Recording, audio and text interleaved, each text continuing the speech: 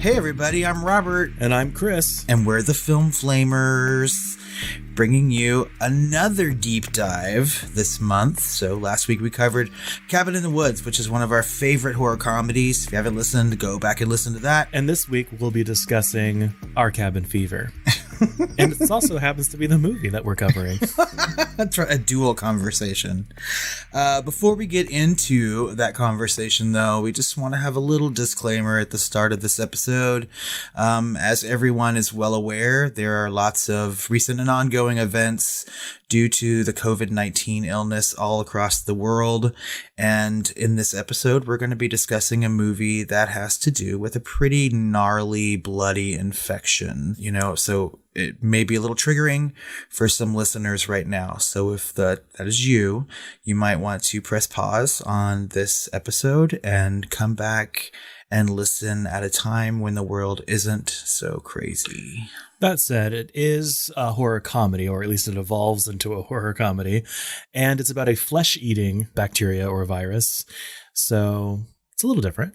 Yeah, but just in case. Yeah.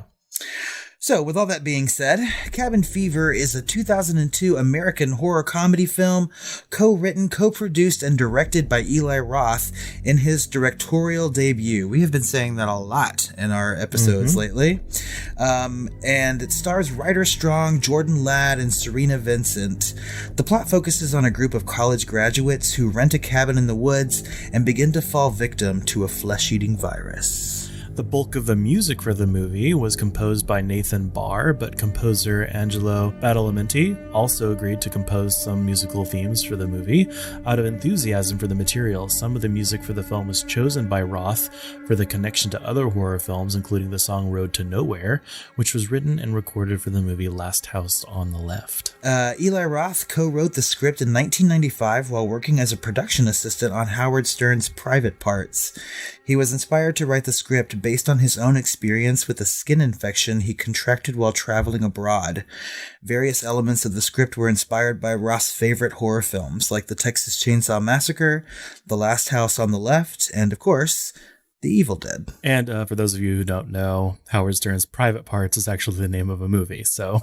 Yes, he wasn't he wasn't the assistant to Howard Stern's Private Parts. He was a production assistant on Howard Stern's dick.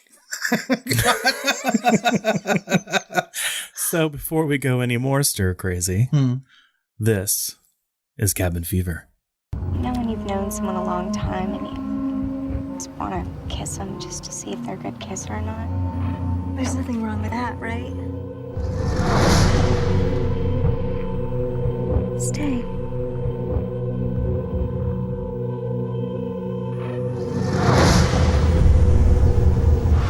I feel nauseous. Well, it's not funny. Can you help me? No. She's not coming near me. What's Your problem. You guys gonna kill each other now? You don't look so hot. Help me. I need a doctor. I don't want to get sick. I don't want any of us getting sick. We just don't want to get it. I say we get out of here right now. He's coming towards us. All right, back off. He looked like he was skinned alive. The party man. Is it safe? Don't worry about me. Leave us alone! Somebody help! I'm burning!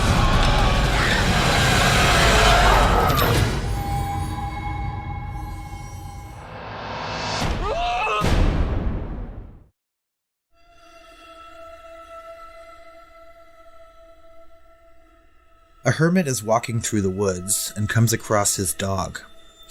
When the dog doesn't respond, the hermit leads in to investigate. The dog has died of a bloody infection, and the hermit becomes infected when sprayed with the dog's blood. Meanwhile, a group of friends, Paul, played by Ryder Strong, Jeff, Bert, Karen, played by Jordan Ladd, and Marcy, played by Serena Vincent, are heading to a remote cabin for spring break. They stop at a general store run by a seemingly racist man for supplies. While at the store, Paul is bit on the hand by a young boy named Dennis, the son of one of the clerks. When they finally arrive at the cabin, Bert wanders into the woods with a BB gun to shoot squirrels, but accidentally shoots the very sick and bloody hermit. Despite the hermit's pleas for help, Bert flees and doesn't tell anyone about the incident. The group gathers around a campfire. They drink, tell scary stories, and toast marshmallows until a friendly camper, Grim, played by Eli Roth, and his dog, Dr. Mambo, join them. He leaves when it starts to rain but promises to return. The group waits inside, and when they hear someone at the door, they answer assuming it's Grim. Unfortunately, it's the hermit begging for help. He recognizes Bert as the man who shot him earlier, and Bert slams the door in his face. The hermit attempts to steal Jeff's car, and the group runs after him. During a scuffle, the hermit vomits blood all over the inside of the truck. When he moves toward Karen and Marcy, Paul accidentally sets him on fire. The hermit runs into the woods and dies in a local reservoir. The following day, Jeff and Bert leave on foot to get help. They find a strange woman butchering a sick pig, but leave without help when they discover that the hermit is her cousin. At the cabin, Sheriff's Deputy Winston arrives after getting a report of some commotion the night before. Paul tells him a version of the previous night's events, but Deputy Winston seems to be more concerned about Paul and his friends getting to party. He promises to send a tow truck and leaves. The others return to the cabin, and Bert and Paul attempt to clean up the truck. Dr. Mambo, without Grim, startles them, and Marcy scares him away with a gun. Paul goes to comfort Karen, who is very upset about killing the hermit. He brings her a fresh glass of tap water, which she's been drinking since the previous night. After calming her down, Paul attempts to have sex with her, but instead discovers that she has become infected and has a bloody wound near her groin and leg. The group is afraid of catching the sickness, so they lock her in a shed. Dr. Mambo returns and tries to get inside, but is again frightened away. Bert is able to repair the truck, but begins to vomit blood, but doesn't tell the others. Paul and Marcy get Karen from the shed to get her to a doctor, but she vomits blood in the truck. Bert drives away after being accused of having the illness, and Jeff takes the rest of the beer and leaves into the woods, terrified of becoming infected. Bert makes his way back to the general store and is becoming very ill. He waits outside while the clerk calls for a doctor, but Dennis attacks and bites Bert's hand, drawing blood. The father is angry and accuses Bert of infecting his son. Bert flees, and the clerk and 2 others give chase. Back at the cabin, Marcy worries that they will all contract the disease. She and Paul impulsively have unprotected sex. Paul immediately regrets the affair and leaves while Marcy takes a bath. She cries as she shaves her legs. With each pull of the razor, she is peeling off sections of diseased flesh. She panics and runs outside, where she is attacked and eaten alive by Dr. Mambo. Paul discovers the hermit's corpse floating in the reservoir and falls into the water while investigating. He realizes that the infection is spreading through the water supply. He races back to the cabin where he finds Marcy's remains and Dr. Mambo feasting on Karen. After killing Dr. Mambo with Bert's gun, Paul bludgeons Karen with a shovel out of mercy. A dying Bert returns to the cabin, pursued by Dennis's father and his companions. They shoot and kill Bert, but they have walked into a trap. Paul kills all 3 of them.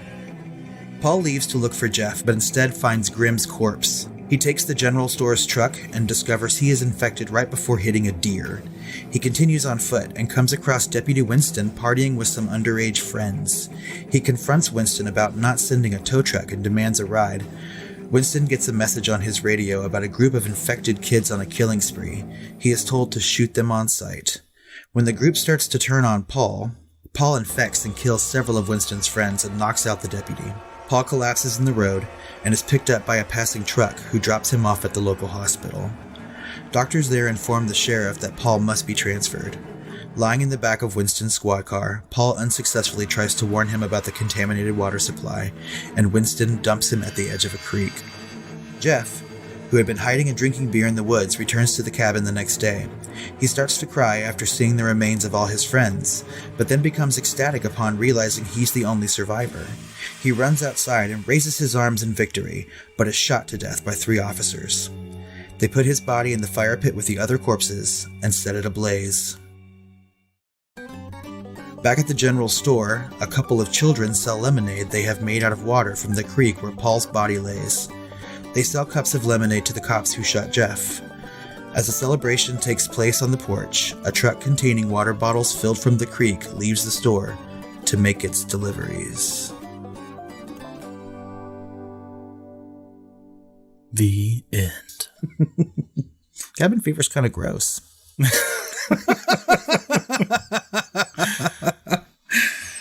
So Cabin Fever had trouble getting made after the script was finished because studios felt like the horror genre had become unprofitable. That all changed in 1996 when Scream was released and brought the horror genre back for the late 90s. However, Roth's script was still not picked up. Studios told him that it needed to be more like Scream. Many potential financiers found the content to be too unsettling, including the use of the N-word early in the film, but filming finally began in 2001 in North Carolina. Cabin Fever premiered at the Midnight Madness section of TIFF in September 2002 and was the festival's closing film. After its successful run at TIFF, Lionsgate purchased the distribution rights and released the film on September the 12th, 2003. It grossed $8.3 million in its first weekend and ultimately grossed more than $30 million worldwide against its budget of $1.5 million. Yeah, it was the cheapest of all of Lionsgate's films that year, and it was by far the most profitable. And I remember seeing this in the theater when it was released, and I liked it. It was really incredibly gory, and I wasn't expecting that, that much gore, right? So, and they included some of the tongue-in-cheekness in the trailer, and I think that's why I remember going and seeing it in the theater. It was great. And I saw it opening weekend, and it was packed. I saw it on like a early showing on a Saturday by myself, and the theater was just full of people. So yeah, it's pretty impressive. Cabin Fever holds a 62% on Rotten Tomatoes with an audience score of 44%. Really? Yeah. Wow. The site's consensus reads, more gory than scary, Cabin Fever is satisfied with paying homage to genre conventions rather than reinventing them. Oh, well, thank you. Yeah, I mean, I can see both. I can see him reinventing some of those tropes and paying tons and tons of homage to movies that clearly influenced him, Reviewers observed the film's homage to low-budget horror and thriller films, with some comparing it to movies like Night of the Living Dead, Deliverance, The Blair Witch Project, and others. IGN said Cabin Fever struggles valiantly to be both a worthy addition and homage to these titles, becoming instead a passably enjoyable slab of schlock. Slab. Some critics said the movie suffered from genre and tone inconsistencies. Roger Ebert gave the film 1.5 stars out of 4. He was critical that the film alternated between horror and weird humor, getting nowhere. He said that the movie, quote, could develop its plague story in a serious way, like a Romero picture or 28 Days Later, but does not. However, directors Peter Jackson and Quentin Tarantino greatly admired the film. Peter Jackson complimented it as unrelenting, gruesomely funny bloodbath. And Tarantino went so far as to call Roth the future of horror. And I think he also said that it was the best American film that year. Okay, I can't remember a whole bunch of things that came out in 2003, but I mean, that's pretty high praise, Quentin. Yeah. So... Although, I mean, I can see where he's coming from, After I saw Cabin Fever, I really thought very highly of Eli Roth after that, after just seeing one movie. So I would agree that he's the future of horror. I think he still is the future of horror, actually. So could be. So it got some accolades at the Saturn Awards. It was nominated for Best Horror Film. At the Fangoria Chainsaw Awards, it was nominated for Best Wide Release Film, Best Screenplay, and Best Effects, and it won Best Score. It was ranked #1 most gruesome movie disease of all time by Total Film magazine, and you can still see it ranked on a bunch of those lists today. I need to look up some of those lists, actually, because I want to know what the other ones were, like what other gruesome diseases there have been in movies, because, I mean, a lot of times when you watch movies about diseases, they're fairly tame, right? Because a lot of them are like dramas, and this movie certainly is not that. So let's talk a little bit about Eli the Bear Jew Roth. Okay. Or as his name was in that one Tarantino movie. Inglourious Bastards? Yeah, Inglourious Bastards. I like that movie. So obviously he went on to direct Hostel Part 2, the Grindhouse trailer for Thanksgiving. Oh my which God. I love. Yes. There's that moment where the girl's like jumping on the trampoline. She gets into the knife, goes under the trampoline, and she, Anyway. I need him to make that movie. I know. just do. And people tell him that all the time, and he's always like, oh yeah, we're thinking about it. I'm like, no, it needs to happen. It has to happen, Eli. You have to do this. And then something called Nation's Pride and the Green Inferno and Knock Knock and Death Wish. I haven't seen any of these. And then The House with the Clock on its walls, which is more recent with Jack Black and Cate Blanchett, I believe, which I also have not seen. And the upcoming Borderlands adaptation, which we've already talked about in a previous Shooting the Flames episode. So I'm a really, really big Eli Roth fan, right? I really enjoyed Cabin in the Woods, and Hostel really changed my life, sort of, I really, really, really love Hostel, and that's kind of an unpopular opinion, I think, sometimes. I even enjoyed its sequel, right? Yeah, I think it's the poster child for that, for torture porn. And I mean, that's actually part of what, this info, we'll talk about its legacy a little bit later, but part of what he started with Cabin Fever and Hostel Part 2 is, the backlash against that, including Cabin in the Woods as part of that backlash. So I think that's pretty interesting. And I think Hostel is a good movie. I think there's a kind of a stroke of genius there. Yeah. It was a little triggering for me, having stayed in hostels in Europe and having kind of similar experiences, or at least adjacent experiences. But I think that it's Hostel isn't as bad as you might remember it, and sometimes worse. But I think it started a lot of like B, C, and D movies that were just trying to gross you out, trying to do torture porn as compared. And I mean, that's true. And I think that he started a movement in horror, or at least continued on, from movies like Saw and things like that. And then other filmmakers just sort of maybe took it a step too far, or maybe it just wore out its welcome, because it seemed like a lot of horror movies post Cabin Fever, post Hostel, were really violent, really gory. And I still haven't seen Human Centipede. Yeah, and I haven't either, and it's just like, not that I don't think I can handle it, it just sounds gross, and I think I just had to be in a particular mood to watch something like that. A lot of Eli Roth's other movies from that list are just fantastic. I think that he's a gifted filmmaker, and I mean, it's like Knock Knock is impressive and good. Like I like it very much. The Green Inferno is another one of those like boundary pushing gore movies, and it's a remake of Cannibal Holocaust, Yeah. And I mean, like Tarantino, Eli Roth is really good at paying homage to the movies that clearly influenced him when he was younger, right? He has a very deep, profound love of horror. And I feel like no other genre does that. You don't see directors like playing homage to like dramas or romance movies or things like that. It's always horror, where these directors are so reverential to each other, which I think is great. Yeah, because you have people like us and people like Eli Roth who, grew up watching and loving horror movies. And, when horror is your chosen genre of film, like you're pretty much a rabid fan, and you watch whatever you can, right? And it does start to influence things, even just for like normal lay people. But I mean, like, I think that Eli Roth was so influenced by some of the movies that he watched that he was destined to be a filmmaker, right? Does that make sense? Yeah. And not to belabor the point, but I think like Human Centipede is actually when people started to call it torture porn. And that's when kind of the public opinion kind of switched and shifted on it, and everyone just kind of got on the bandwagon to call it that and kind of turned against it. Well, and I'm in a lot of different like Facebook groups that are for horror fans, right? I mean, and several LGBT Facebook groups for horror fans. And, when everyone's talking about like, oh, which genres do you like the most and the least? I mean, like everyone always says torture porn is the least. Like, I don't like it. Popular. I don't like it, Yeah. And so, I mean, I don't even like calling it torture porn really, because. Well, who could like that phrase? No one can like that phrase. Yeah. But Saw is not Cabin Fever, is not Hostel, is not The Human Centipede. They're all different movies. Yes, that's true. Yeah. So that fucking journalist who created that term, I'm coming for you, sir. We need to have some words. Okay. But Eli Roth has also had his hand in television, including Hemlock Grove, which was a Netflix horror show that came out a couple of years back. And I kind of liked the first season, but it kind of went off the rails, and I didn't. And I think he was an executive producer, and he just did the pilot. I don't know how many other episodes he actually directed.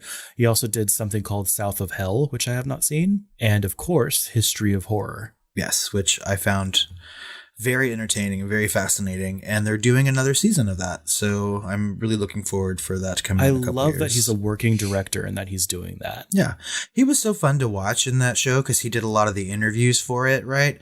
And like, really, it's just like 9 episodes of him and other horror directors and writers and actors, like sort of like fangirling out over everything, you know? Yeah. And I mean, like, he truly is a fan, you know? I mean, we've talked about that at length already, but just watching those episodes of History of Horror, you get like a glimpse into like how deliriously giddy he gets about horror movies and just loves to talk about them. And it's just fascinating. And you can see his passion in the movies he makes. So very much. And Cabin Fever is no exception, right? So yeah, so maybe we should actually start talking about Cabin Fever. Yeah, so let's leave Eli Roth alone for a little bit, and we'll just start talking about his directorial debut. So we have a cast of characters that's pretty strong, in my opinion, in this film, starting with Ryder Strong from Boy Meets World fame as Paul. I don't know. How do you feel about Paul as a character? I mean, he's the audience. Yeah. You know, he's the stand-in. So he's supposed to be kind of the blank canvas on purpose, you know? So I think that he almost has the hardest job to do. But I think he sells it. I think he sells it well. He played it straight and, you know, and just enough for when all the wacky shit starts to happen at the end, because the end of this film is just batshit. And he truly is the character who changes the most in the movie, right? So clearly he's the protagonist. And he's our Ripley. Yep. And he has a very drastic change throughout the movie from the start to the end. And I mean, it's kind of neat to watch, because it really just happens so quickly, right? Yeah. But, you know, when you've had enough, right? And then if someone else didn't have a harder job, or if someone at least had just as hard of a job, it was Jordan Ladd as Karen. Yeah. She goes through the gamut in this film as far as, you know, having to be a romantic lead, you know, and then kind of like flirting with possibility with his character, and then also having to kind of be the victim. Really, the main victim of this movie, I would say. Right. And she's a victim in so many ways, right? Yeah. She's a victim of the disease itself. And she's a victim of her friends, you know? And it's just like, it's really sad, the parts of the movie when she, you know, finally contracts the virus and we start to see the signs of it, and they just lock her in a shed, you know, because they had spent so much time in this movie, you know, being friends. And it's clear that they've been friends for a long period of time, you know? And then the minute that she seems like she could be contagious, man, they just like throw the bitch outside. Yeah, and it's so sad. And she really does sell it really well, because she gets like, she's over the top emotional about the whole thing. And then you can just see her kind of die inside, where she's just like, fuck you guys, I'm going to light up a cigarette and stare at you angrily, you know, like, as her skin on her face rots away, you know? And she has the best makeup prosthetics in this movie are put on Jordan Ladd. Like, it's just, I mean, from the time that she's being escorted into that shed and we get to periodically see her and she's getting worse and worse, right? And they're like walking her out to that truck with like trash bags on her feet and stuff like that. And then you get to those final moments when we see her and it's just like her jaw, you know, her teeth protruding from her face, you know, and you get that horrible moment, like we talked about in the synopsis, where he sort of like kills her out of mercy. I thought she was dead the first time I watched the movie. I thought he flipped her over and she was dead. And then she starts blinking and I was like, holy fuck. I was just like, this is fucking gnarly. And we also have Serena Vincent, which is the other principal that we mentioned as part of the cast in the synopsis. I thought she did really good too. In fact, she actually plays a fairly strong female character in this. And what I mean is that she knows what needs to be done and she does it. Like, she canoed herself across the lake to go get help. She didn't trust the boys to do it. You know, she kind of takes charge. She's no nonsense. You know, she does have one of the best scenes in the movie though, as far as, you know, her shaving scene. Yeesh. Yeah, that's That's pretty fucking gross. There's like alternate covers or posters for the movie, right? And generally it's like the poster is just like the cabin and there's the forest and it's all red background. It says Cabin Fever, right? But there's an alternate cover and poster where it's literally her in the bathtub, like shaving, and you can see like, the blood coming off or whatever. It's just I mean, I've seen this movie a handful of times, right? I mean, as much as I like it, it's kind of a hard watch, because it's certainly not something you want to watch while eating or anything like that, like it gets pretty gross. And that scene in the bathtub every single time when she starts shaving her legs and it's coming. It's the anticipation of it, because actually when it happens, you don't actually see any skin being ripped off or peeled off. It's the whatever sores are there. And they do some blood effects, but I mean, really it's way worse in my memory of it than it actually is on screen. Yeah. And I completely agree. Cause just watching it, I watched it today for prep for the podcast, and we're getting to that moment, and I was laying on the couch and I, had a blanket over me, and I was so tempted to like pull the blanket over my face. And I was just like, cause I know it's coming and I don't want to see it. And I was like, but I watched it anyway. And it's not as bad as you remember, and it really is just the anticipation of what's going to happen, because the camera lingers in just such a way of her shaving her legs that you just know. I mean, even if you knew nothing about the movie, you know what's going to happen. And it's just like, just stomach churning and incredible all at the same time. It's a fantastic movie moment in horror. And then her boyfriend was played by Joey Kern, character named Jeff. And weirdly in this movie, like, to me, usually the most annoying is like the most overly masculine or like, toxic masculine character. Agreed. Which I guess was supposed to be Bert. But Jeff's character is the one that annoyed me the most, because he's just so stuck up and asshole-ish, and he's super douchey. And I'm like, ugh. From the minute that we're introduced to his character, I don't know, maybe it's just like the smug look on his face all the time or whatever, and I don't know, he's really, really a terrible person. Like I feel no empathy for that character whatsoever in this movie. And I mean, unfortunately, he never gets the disease, like the other likable characters get the disease, but not him.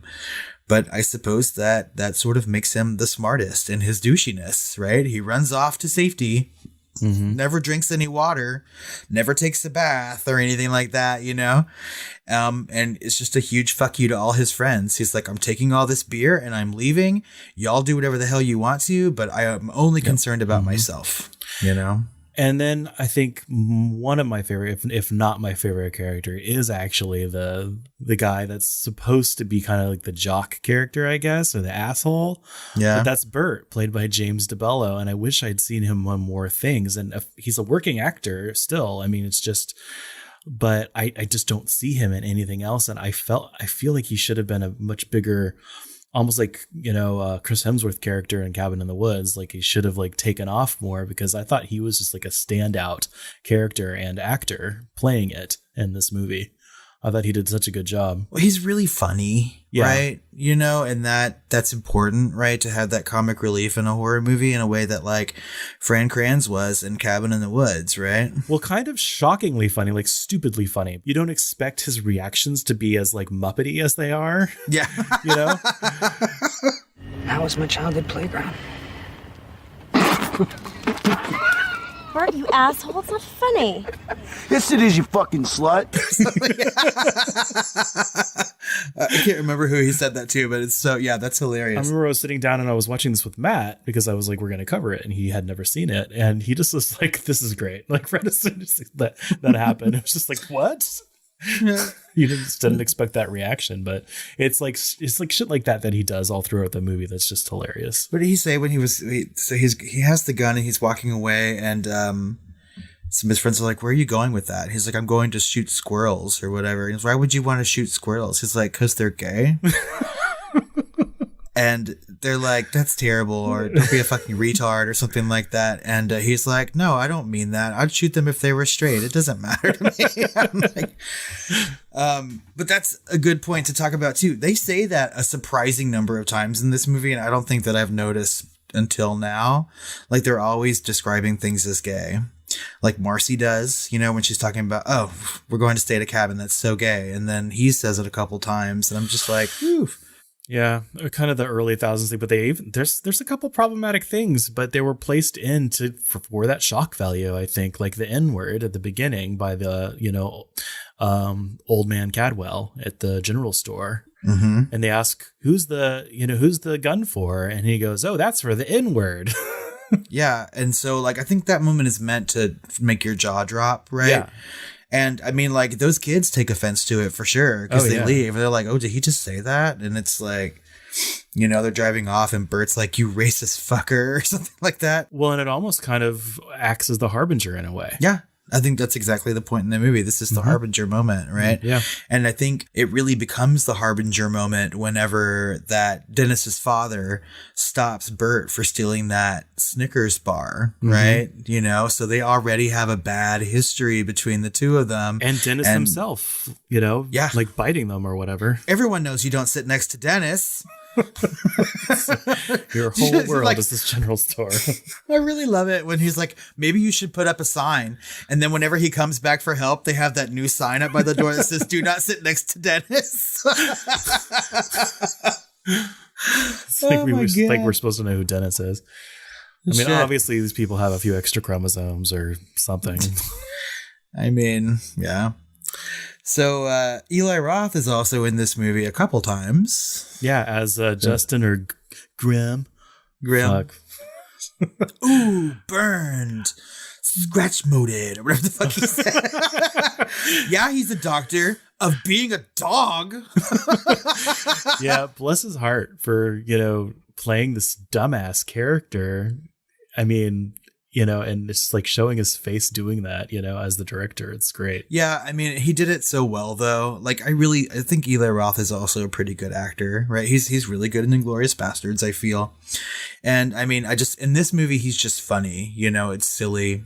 He has that whole, like, affected accent, right? He's like, come on, Dr. Mambo, or whatever, He sounds like that fucking rocker chick from the Muppets, Janice, right?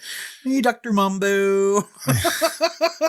But he's also the smiling bald guy in that flashback story they're telling, right? The bowling, where they're bowling with like people's parts down there. Yeah, body parts, the whole bowling alley massacre story, right? It's so random. It's random, but it's surprisingly effective to me. Yeah. Like I find that to be scary, like just the way it's shot or whatever. And when you have his smiling head in the ball return thing, I'm like, Yeah, and I'm surprised that when I first watched the movie that I didn't recognize his face, because he like smiles the same way. Yeah. Well, and I didn't know. I mean, I didn't know what Eli Roth looked like the first time that I saw Cabin Fever. So yeah, I didn't know it was the director. I didn't know it, until I saw like the DVD extras. Mm-hmm. So, and I watched the DVD, and the screen, like the screen options are all shaving her. She's shaving her leg. Like she'll shave her leg, and whenever you go by, it says play and scene selection, and then it shaves it again, and it's like special features. And I was just like, oh, you can't escape it. God. But I do love the adorable old man Cadwell, because he kind of redeems himself by the end of the movie. He's the harbinger, but also at the end you realize he's just like a sweet old man. Because then, of course, a bunch of, African Americans come in to pick up their gun, and he goes, what's up, my, N-words or whatever. And they're all like slapping his hand and everything else. And it's still problematic, but I mean, it still kind of redeems him in a way, because he's obviously very close and friendly with them. But it was also sad to hear that he died in 2015. Oh, I don't know that I've seen him in any other things. Distinctive voice. Yeah, I mean, talk about Muppety. I mean, like, yeah. Whenever they're in that store and he's talking about the different kinds of bottles he has and stuff like that, and that he just like he's having this like stream of consciousness, like just rattling off his lines in such a way, and he was like, oh, you don't want to spill that. Oh my, no, all the foxes will be here and you'll have friends you didn't even know you wanted. I was just like, yeah, but he has a cadence where I feel like if you grow out a beard, like in 50 years, that's you. Probably. I mean, well, okay, maybe 30 years. I forgot. Shut the fuck up. Like he wasn't 90. No. Oh my God. Yeah, I probably would. Oh, you don't want to spill that fox urine. You'll have friends you didn't know you had. Except that I doubt that I'll be that friendly when I'm older. Like, I'll probably be the like scary man who sits on his front porch with a gun under his blanket or something. I mean, just screaming at children. So there's some scene call outs, definitely. Like we've already talked about the campfire scene with the story and the yes it is, you stupid whore moment. I was going to ask you, could you, because they have that bet right between Jeff and Bert of whether they can drink beer the whole time, like only beer the whole weekend instead of water. Be out there. Yeah. I bet you could do that. Oh, I for sure could. But yeah, I could do that with Fresca or something. Well, I mean, it depends on the beer. Like if I'm drinking just straight Miller Lite, right, which is a really good like sip-in beer, you know? Yeah, definitely. I could probably go an entire long weekend only drinking beer. In fact, I mean, and let's like talk about that too, because I mean, obviously they contract the virus by drinking water. Mostly. Yeah, because you see the fucking chunks like in the water. Just like, yeah, it looked nasty like, when he gave her that glass. And she's just like, when she drinks it. I'm like, what the fuck, lady? There's something in that cup. And so, but who does that? I mean, who drinks tap water anymore? I mean, unless you have like a Brita filter or something, but like I would survive anyway. Because I drink tap water every day. Do you really? Yeah. Like just straight out of the tap? Yes. I mean, I brush my teeth with it, I guess. But yeah. There you go. Yeah. So I guess I would have caught it anyway. You know, if you had a bet, then you'd probably be, brushing your teeth with the beer. Yeah. Or just saving up a bit, but let's not get into details. I would have won that bet. Hands down. Yeah. Right. I know Bert lost it because he drinks some of the water. And then clearly the bet was he could have the rest of the supply of beer. So Jeff, technically, when he ran off with that beer, earned it. Yeah, he did. So, yeah. So there's another, like, I think that's supposed to be more shocking than it is, although it's still really, like, nasty. I feel like if they were more straightforward with it, it would have been one of the main call out scenes of the film as far as like shocking gross is when Paul and Karen are in bed together and she's upset, and they've just kind of admitted to each other they like each other and everything else. And he basically starts to finger her. Yeah. And I have some problems with that scene anyway. Just, I mean, outside of the shocking part, right? Yeah. I mean, like, clearly you shouldn't do things like that. You know what I mean? Like, was she awake? Was she not? Yeah. She was moaning and stuff. But at the same time, they have said that there was actually supposed to be a couple of scenes before that where they're getting closer and closer, and they're, but they took it out in the interest of time, and that didn't really bring the story forward. So they took it out. Okay. Well, today, I mean, they probably should have left it in. In today's climate, they never would have taken that out, obviously. But yeah, because it brings into a question of consent, right? And so, like, I was watching it today, and like, I was really put off by that. I was like, what is he doing? Yeah. I was like, she's asleep.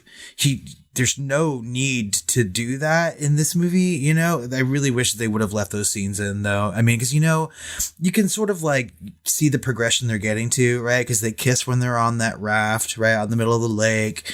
And she does tell him to get into bed with her, and they are cuddling and stuff like that, but like he wakes up and she's clearly asleep. And the next thing you know, his hands are down her pants. And I'm like, that's not right, man. Don't do that. I mean, he's sort of redeemed, I guess, by finding out that it was not her private parts. It was a pocket of disease in her thigh that he'd been fingering, which is fucking disgusting. Yeah, that is really just nasty. And also, he must be really inexperienced if he can't tell the difference between a festering wound on a thigh and a vagina. So, would you? I mean, I like to think so. But I don't know. I wouldn't be in that position. So it doesn't matter. But yeah, that's really gross. That is a gross scene, and it really kicks off the entire movie. Right from right then, That's when the movie starts ramping up quickly too. And then we, to me, like the biggest emotional height, or I guess really the depth of it, is them putting Karen in the shed, as we kind of mentioned. It's just that whole like betrayal, not just of her friends, but of someone who said that he basically loved her. That's right. And so it's just sad. It's heartbreaking. And for someone who loves her, right? I mean, he sure goes to bed with Marcy pretty quickly. So, and then they've noticed that I feel like there's some sort of section or, point in the movie where they realize that more than just her is infected, and they don't like get her out of it because she's just so far gone. Well, I mean, and it really is just a matter of like a couple days, right? Like she's put in there at night. The next day they're trying to leave with the car, and on that very same day everyone dies. Like it's a really quick progression. Were you more afraid of the disease, the hunters at the end, the hobo, or the dog? Of all those things, what were you more afraid of, terrified by? Like what in the movie scared me the most? Yeah. Or whatever. I would think the disease, actually, right? Because the movie didn't need all these extra things. It was scary enough just with the disease, right? Yeah, I don't know that it needed the dog, but the dog was still terrifying to me. Oh, yeah. Well, and I'm not afraid of dogs. I'm not afraid of dogs either, but yeah, I mean, like, you knew that there was something up with that dog anyway. It kept coming back to their cabin. It had a whole woods to scamper around and kill things, but it kept coming back. Like, it wanted to kill them, and it remembered them. So yeah, I mean, that is terrifying. And that's what eventually gets both the girls. Yeah. Well, I mean, for sure kills Marcy and then almost destroys Karen, but I think we have Paul to thank for her ultimate demise, So, but I mean, the fact that she was just laying there while that dog was eating her in the shed and she couldn't move. She was far too sick to even like scream, right? Yeah. And when he kills the dog and she's just looking at him like, obviously in tremendous amounts of pain, but can't do anything, can't open her mouth. All she can do is like blink at him because that's like the only part of her body that wasn't falling off, So, but by far one of the best makeup effects in horror movie history, as far as I am concerned. I can't think of like a more like face reveal scene that kind of shocked me more than, except for maybe the orphanage, when the caretaker lady is hit by the car or whatever, and she turns her over and her jaw's like completely gone, her tongue's like wagging out. I mean, there's a lot, right? But that was a really, really shocking moment in Cabin Fever when he turned her over and you just see how quickly this thing ate her, ravages your body. Of course, we know that we saw the dog was licking her face, so it's like we don't know if the dog was actually eating her face off and she just couldn't feel it because it was all diseased, or if it was just licking her. I don't know. We'll never know, but who cares? So, and I think we can assume that the dog was infected as well, right? I think we'd have to assume that. If I didn't actually realize that it was the same dog, like you said, like Dr. Mumbo or whatever. Yeah. Like I didn't actually connect the dots there because there were several dogs, right? There's a dog at the beginning who was dead. Yep. And I guess I assumed it was like the hobo's other dog or something. Like I didn't. Well, so when he comes up with Dr. Mumbo, that they show him, right? Briefly, and it is dark outside, but the girls are afraid of the dog at that moment too. So I mean, like there's constant fear of that dog from both of those women throughout the movie. Yeah. Right. So I mean, it's all foreshadowing to the final event, right? And that dog was just fucking rough anyway, because like whenever Paul gets back, like fucking Marcy's foot is severed and in the yard, still in her flip-flop. That dog like went to fucking town. God. We'll just chomped her fucking, foot in half or whatever. It's just like, that doesn't happen, I don't think, And like her head was in the doorway of the shed. I mean, like there were just body parts strewn about the yard. It was like a monster or something. But this is kind of when the movie is ramping up towards surrealism, right? Yeah. This is when it starts to go batshit. So let's get into the ending a little bit. We start, it's basically really gets off the rails as Paul. Everyone else is basically dead or are going to be dead. No, I guess Jeff and Bert are still alive at that point, but Paul's gone off on his, trying to escape and get help and everything else. But of course, he falls into the reservoir and that was the most gross thing to me, like him falling on top of the corpse in the reservoir. I'm just like, ugh. Because I make the same fucking squeal every time he does that, because he gets like, I'm just gonna poke it with a stick, and so he's like getting on the ladder, and I'm like, what are you doing? And then every time he falls on that corpse and into the infected water, I'm like, wow, like, no, what are you doing? Do you need to see like which corpse it is or how? Like, what are you trying to do? Like, he was like, I wonder if it's the same hermit. Let me flip him over and see if there's signs of burning. I mean, like, I don't understand. I mean, you could safely assume that when you walk up to a body of water and you see someone floating in it, that they're dead, A, and B, you probably shouldn't touch it, And so, yeah, he doesn't even get to that, like, horrible realization that it's like the town's water supply until after he's already climbed out and like looked over at the sign. It's like reservoir, and he's like, oh shit. But by then he's clearly infected if he wasn't already. So, and then we get to like him meeting the group with the stupid cop. And, the guy gets the harmonica beaten into his neck, and you see the harmonica in the neck. And then he runs over that deer, and it's obviously a fake, like, puppet deer that's kicking him in the face. And I'm just like, at this point, like, I think it was Eli Roth that actually said, if like the audience is not on board at this point, then fuck them. Yeah. He's like, obvious, like they were all laughing when they filmed it because it was so stupidly fake. And by that point, people in the townsfolk going after fucking Bert because he stopped by and got bit by fucking Dennis. And that was so weird when Dennis is like screaming pancakes at him.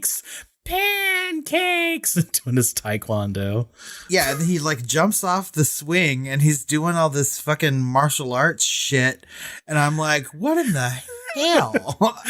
I remember like the first time I watched this movie, I was like, what in the fuck is going on? It was like slow motion too. It was like this kid gets off his bench and starts doing, flips and shit at the guy and then bites his hand. Yeah, and like it makes him bleed, this time. And so like I was just like, this kid is just insane. But yeah, that's just bizarre. It's the most bizarre moment in the movie. I do wonder what the story is behind pancakes though. Like why is he saying pancakes? Yeah. I mean, like I the only thing that I can think of that would make like less sense here if he said like Jellicle or mini chlorians or something shit like that, like Jellicle. Jellicle. Like what the fuck does Jellicle mean anyway?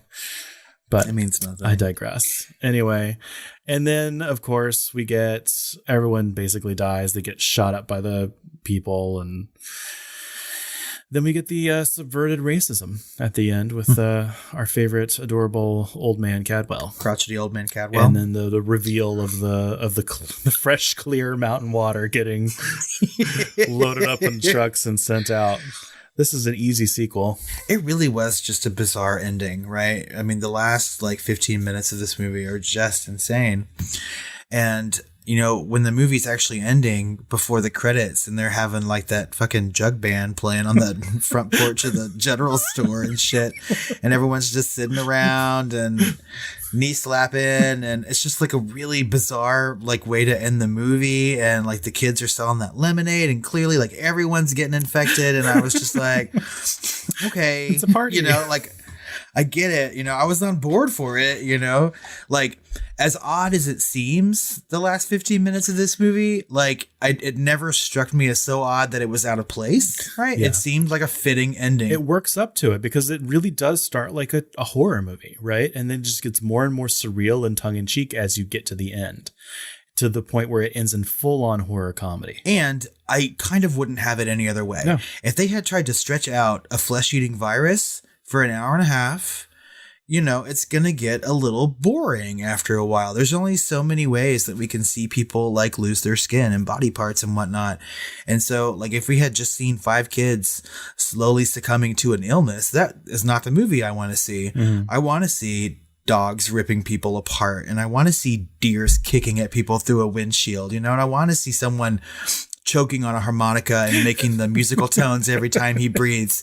I mean, like these are the things that make this movie so good. It's what makes Cabin Fever. It's very special, yeah. And so I mean, like, kudos to Eli Roth for this ending, and I'm glad that he stuck to his guns. I can only imagine how many studios turned him down for the material and possibly for the ending itself, being like, what the fuck is all this shit, and he's like, well, I'm not going to change it, so I'll just wait or whatever, It's so unique at the end that it's almost overwhelming, and I think that's what the reviewers missed when they were saying it's copying but not doing its own thing. It definitely did its own thing. It did. I mean, like, it clearly did. I mean, I can't there's no other movie I can think of that, ends in this particular way. It takes this huge turn away from its general storyline and still closes that storyline at the end of the movie. And this is also where they get the other reviewers say tonal, issues. I mean, and maybe it's just before its time, or something like that. Maybe. But I mean, there is some direct copying in this movie, though. Not a lot, but I mean, it's more of a homage, like we said earlier.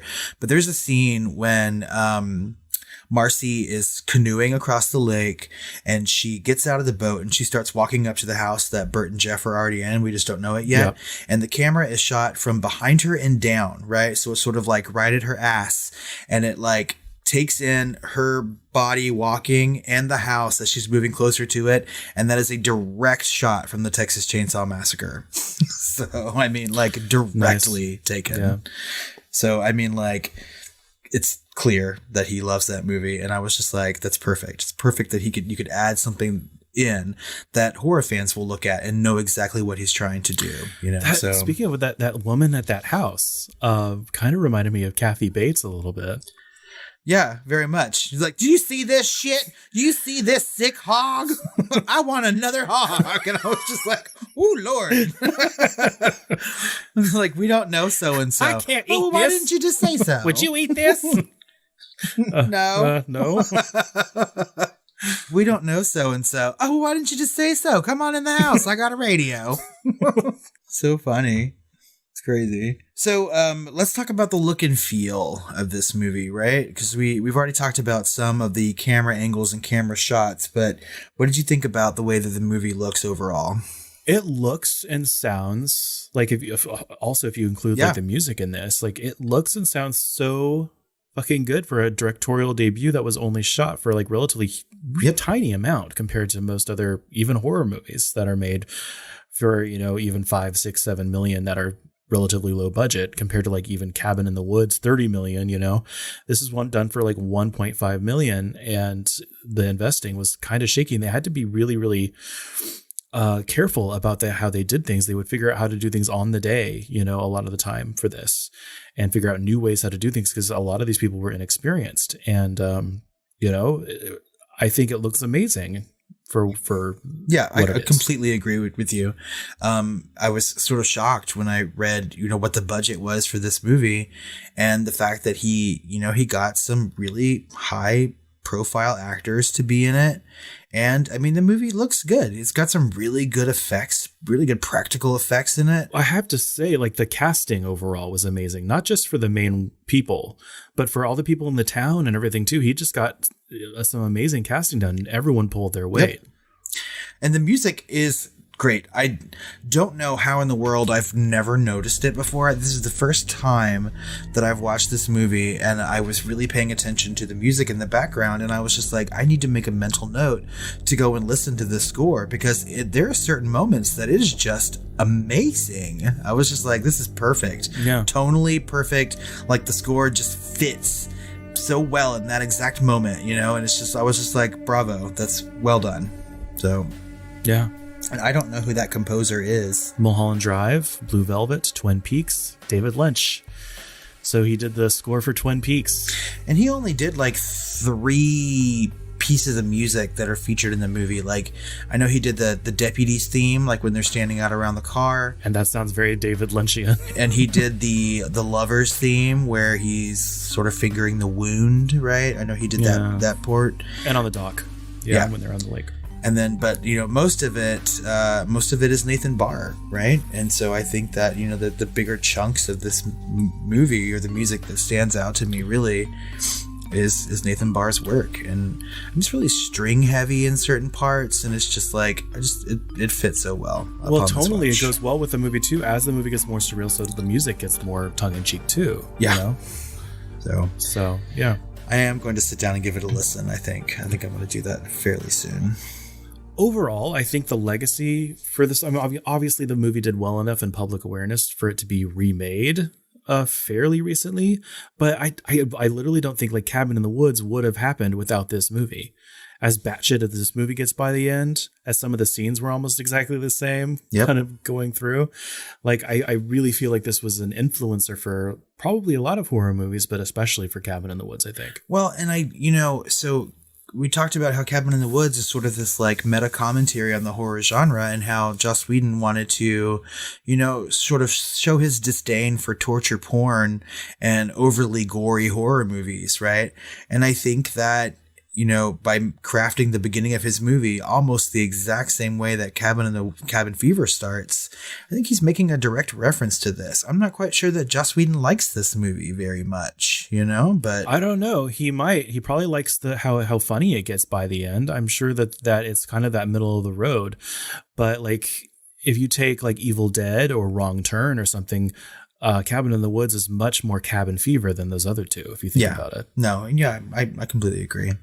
And I mean, yeah, the movie does have, a legacy. It was popular enough. It made enough money to have a sequel and a prequel, and that shot-for-shot remake almost, based on Eli Roth's script, right? And it was just made in 2016, so, less than... Did you see it? No, I've read a synopsis. I didn't know it had a prequel. Yeah, so there's Cabin Fever 2, Spring Break, and then Cabin Fever Patient Zero. So it has a prequel. So Cabin Fever 2, is that based off of this one, or is that based off of the remake? So apparently Eli Roth wrote a script for Cabin Fever 2. Okay. And apparently it's even more batshit crazy than this one, right? And so when he pitched it to studios after the popularity of this movie, they were like, no, we're not making this one. Like, you've just crossed a line, right? Yeah. And so he went on to do Hostel and other things. And so Ty West, the director of like The House of the Devil, he made the sequel Cabin Fever 2 and wrote the script for it with Eli Roth's blessing, right? So I have not seen the sequel, nor have I seen the prequel, nor have I seen the remake, right? I just not because I hear that they're particularly bad, but I also don't think they're particularly good. But Eli Roth came out and said that he was a fan of the remake. He was an executive producer of the movie. Yeah. But when I heard they were making the movie based on the script less than 20 years, after its release, I was just like, why? I was like, I don't know what were you going to do differently than they did in the first one. And I think there's some subtle changes to it, like there's an explosion and shit like that. But I mean, I don't know. This one doesn't seem too dated. I mean, you're stuck in the woods. Your smartphones aren't going to work if that was the difference. It's like... Well, and they had cell phones in this movie. He's like, I don't get a signal, right? It's a little flip phone or whatever. I mean, like, there really is or was no reason to make that movie and they didn't even make any really stylistic changes from what I hear. It's just like almost a shot-for-shot remake with different actors. So, yeah. I mean, I might go and watch it. It's on Netflix just to do a comparison, right? But like, I can almost guarantee you that I wouldn't like it as much as the original. So I've got some fun facts for you. Good, because I bet the fun facts from this movie are going to be really fun. So let me have them. So I know that you have, like, I probably gave away my DVD, but I'm sure you have the original. Yeah. So I don't know if it was a special feature DVD or special edition or something, but mine had a special scaredy cat mode with hand silhouettes that would come up and cover the screen during all the jump scares or gore scenes. What, really? Yeah. I need to check. Yeah, I do have the original DVD. I don't even have it on Blu-ray. So, and I've never once hit like special features on there. So maybe I should, because that sounds funny. Because like I said earlier, I was ready to cover my eyes during that razor scene, right? So, I mean, that might be hilarious. Well, I think they advertise it on the back of the box. So I don't have the box anymore. I just keep them in a binder. Oh. Yeah, wah. So the audition scene the producers chose for actresses who wanted to play Marcy was her notorious, "It's like being on a plane," where you just want to fuck someone. Yeah. If the plane's going down, in which Marcy compares her dire situation to being on a plane doomed to crash. So this was an unfortunate choice on the part of the producers because the scheduled date for the auditions was September 11th, 2001. Ooh. So the producers made efforts to call off the auditions, but due to the general chaos gripping the US that day, they found it impossible to contact a lot of the actresses before the scheduled audition time. So consequently, the auditions went ahead as planned. Serena Vincent's portrayal of the scene won her the role of Marcy. Oh my God, that have got to have been just the worst fucking audition day ever. Like, you want me to read what? Yeah. Good God. So Bert's shirt says ripe on 6/13/04. Do you know what that means? No, but I noticed it today. I was like, I thought it was like his graduation day or something. I don't know. No, it's the date that Mary-Kate Olsen and Ashley Olsen turned 18. Fuck me. What? Oh. Oh my God. Damn it, Eli. Just maybe a little too far. Holy shit. So while filming a particularly bloody scene, writer Strong decided to go for a walk in the woods between setups. So he was covered head to toe in blood, and he happened upon a group of 35 schoolgirls who were on a field trip. And the girls screamed at the sight of the blood-drenched hiker, and then screamed even louder when they realized the hiker was the star of Boy Meets World. So the girls chased Ryder through the woods, and Strong eventually made it back to the film crew and vowed never to wander off between scenes again. That's fucking hilarious. I can just imagine that. Oh my God, it's Ryder Strong. Sign my teen bop. So another thing similar happened to another crew member, Robert Jones. And he had taken home the decapitated body prop once the film wrapped, and was pulled over while driving home by police officers at gunpoint who thought the corpse in the passenger seat was real. So the police held Jones at gunpoint until they were able to confirm the lifelike body was only a prop. That's so funny, because I would do that shit too. Like, oh, it's a little souvenir. And that just goes to show you like how amazing these practical effects are in this movie. Jesus. Oh shit. What else? So the pancake scene was made up during filming after Eli Roth saw Matthew Helms, Dennis, practicing Taekwondo during a break. He discovered that Helms was a real-life black belt, so he decided to add the scene to give him a chance for Helms to show what he could do.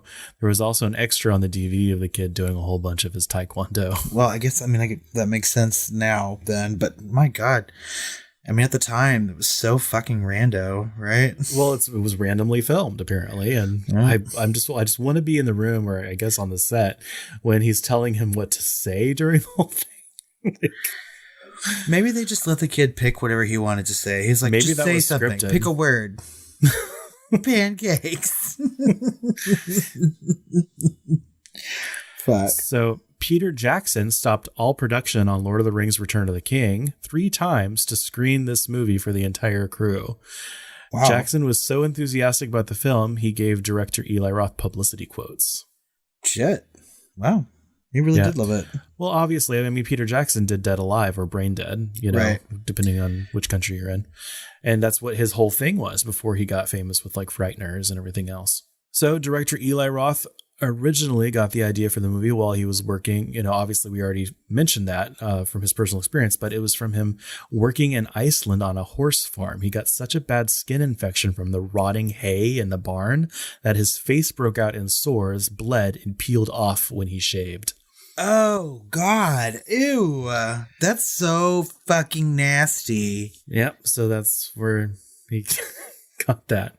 Oh. Ugh. So this one's more like a fun fact from the movie. Apparently, if you think about it, none of the main characters actually die from the disease in this movie. Oh my God, they don't. Yeah, because we can assume that they shot Ryder Strong, right? Ryder Strong was, shot or thrown to the rocks, and then Bert was shot, and Jeff was shot. And Marcy was eaten by a dog, and Karen was shoveled in the head. Yep.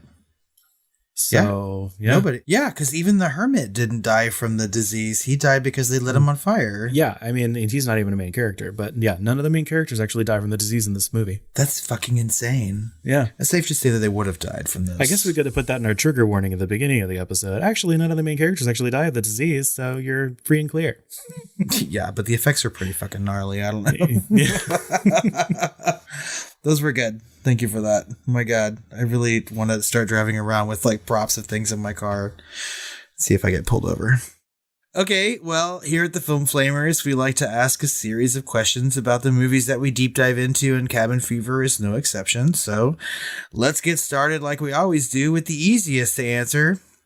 Is Cabin Fever a horror film? Absolutely. Yeah. There's nothing adjacent about this. It is in-your-face horror, but horror comedy, right? So, I mean... By the end, yeah. It transcends. Yeah, transcends. Evolves. Some would say de-evolved, but those people are wrong. Were you scared while watching Cabin Fever? Did I say Cabin in the Woods earlier? I don't know. It was bound to happen, so... I know. Hey, okay. Listeners, if one of us happened to say Cabin in the Woods instead of Cabin Fever at some point during this episode, please forgive us and move right along. It's because we've been watching cabin movies and we have a little cabin fever. So, yeah.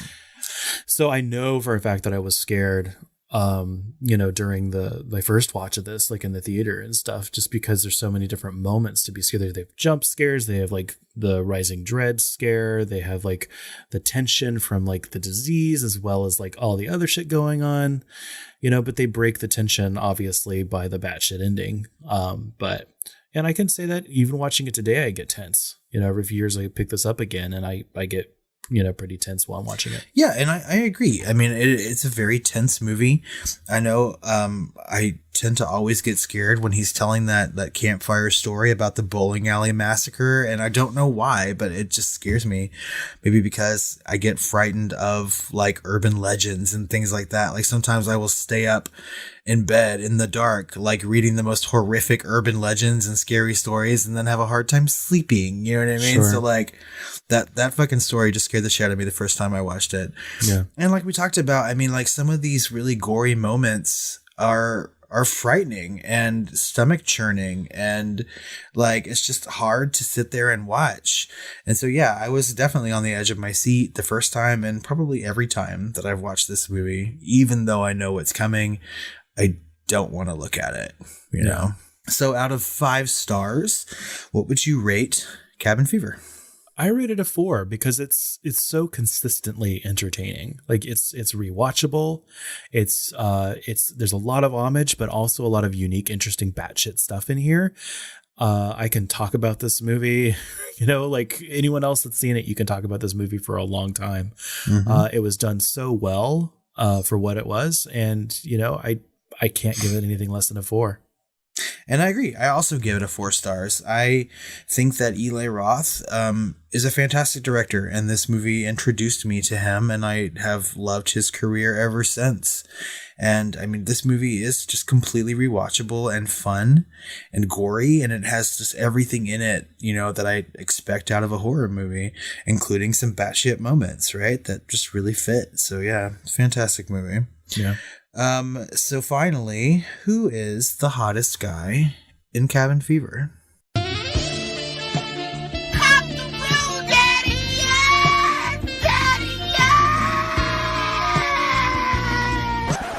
So I'm going to have to say James DeBello as Bert. Okay. Yeah, he's a very handsome man. My choice, maybe not in the moments that he's in this particular movie, because I think he goes out of his way to make himself look hideous. But in real life, Eli Roth is by far one of the most attractive men I have ever laid eyes on. I would have like 10,000 of his babies. Okay. Wow. So Eli Roth for me, I think he's just super, super dreamy. Love him. To each his own. You don't agree at all? You don't think he's pretty? I mean, he's built for sure. Yeah. But he's not James DeBello. So who's also kind of what can built. I say? Yeah. James DeBello has a really cute face. You know what I mean? It's the kind of face you want to like squish with your hands. You know what I mean? Well, he's adorable. Certainly not that douchey guy. Never know his name.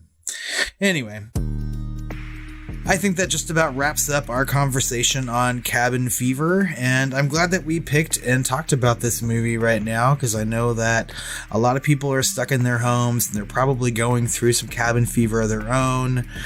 And I mean, it was just a good way for us to, watch a movie and break that tension. And yeah, so excellent choice. And that also wraps up all of our episodes for April, our horror comedy month.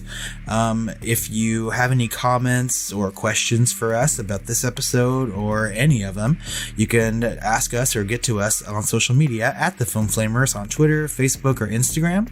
Or you can email us at tiredqueens@filmflamers.com. Or you can call us on our hotline at 972-666-7733. Let us know what you thought. Leave your voicemail and we'll play it on the air on our next Shooting the Flames episode. That's right. We love getting those voicemails. While we are through with all of our main feed episodes for this month, we do have a lot of bonus content over on Patreon, including some sequel ideas for Cabin in the Woods that we released this month. So head over to patreon.com/thefilmflamers. You can get all of that bonus content and early access to episodes like this one for as little as $2. And finally, we like to read reviews on our Shooting the Flames episode. So if you're listening on Apple Podcasts, go and subscribe, rate, and review us. We will read those reviews on Shooting the Flames like always. And we have a lot coming for you in May, including our deep dive into one of my favorite horror-adjacent movies, The Witches of Eastwick. I'm excited. I actually have never seen that film all the way through. I really hope you like it. I mean, it's got fucking Susan Sarandon, Cher, and Michelle Pfeiffer in it. There's really no reason. And Veronica Cartwright, so... yeah, and let's not forget Jack Nicholson as Satan. Yeah, it's the devil himself, right? Yeah, it's a really good movie. I'm super looking forward to watching it again and talking about it. So we have that and much more coming for you in May, guys. So stay tuned. And until our next episode, sweet dreams. Yes, it is, you stupid slut. I think I can't. Wow. Oh shit, that was so funny. No, I don't care. I'll shoot them if they're straight. Oh, so many good lines in this movie. For real.